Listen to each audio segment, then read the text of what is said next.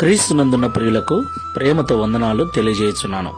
ఈరోజు దేవుడు మనకు చేస్తున్న వాగ్దానం ఏమిటనగా యెషయా గ్రంథం 60వ అధ్యాయం 14వ వచనం.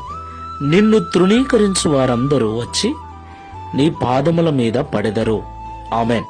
నా ప్రేమైన సహోదరి సహోదరులారా, ఈ లోకంలో జీవిస్తున్న మనమందరం కూడా మనలో ఉన్న లోపాలను బట్టి, బలహీనతలను బట్టి, చేసిన తప్పులను బట్టి, వచ్చిన రోగములను బట్టి, ఇలా అనేక కారణాల వలన ఇతరులు మనల్ని తృణీకరిస్తూ ఉంటారు, తూలనాడుతూ ఉంటారు, వ్యతిరేకిస్తూ ఉంటారు, దూరంగా పెడుతూ ఉంటారు.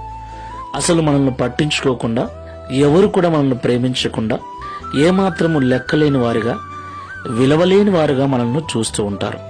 ఆ సమయంలో నిజంగా ఎంత బాధగా, ఎంత ఇబ్బందిగా ఉంటుందో కదా. ఆ బాధ వర్ణనాతీతం.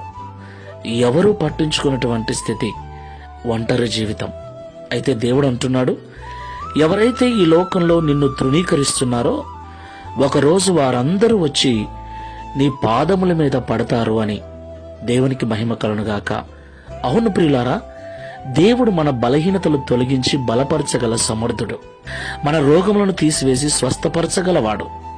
మన దీన స్థితిని, హీన స్థితిని మార్చి మనలను ఘనపరచగల దేవుడు. దేవునికి మహిమ కలుగుగాక.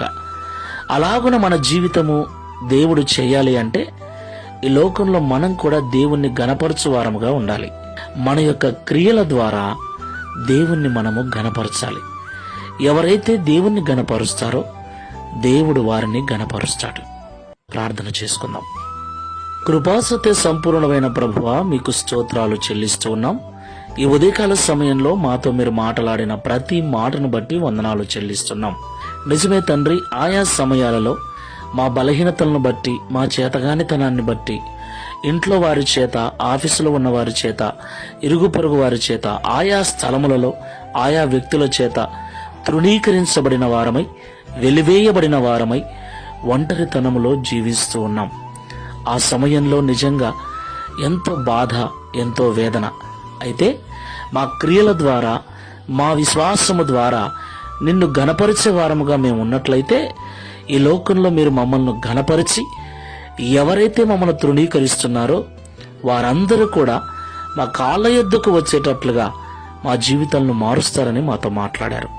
ఈ ప్రార్థనలో ఏకీభిస్తున్న వారిలో ఎవరైనా అలాంటి దీనస్థితిలో ఉన్నట్లయితే, తృణీకరిస్తున్న వారి మధ్యలో, వెలివేసిన వారి మధ్యలో ఘనంగా బ్రతుకుటకు సహాయం చేయమని, తద్వారా ఈ దిన వాగ్దానమును మా అందరి జీవితంలో నెరవేర్చి మీ నామమును మహిమపరచుకునమని యేసు నామములో ప్రార్థిస్తున్నాము తండ్రి.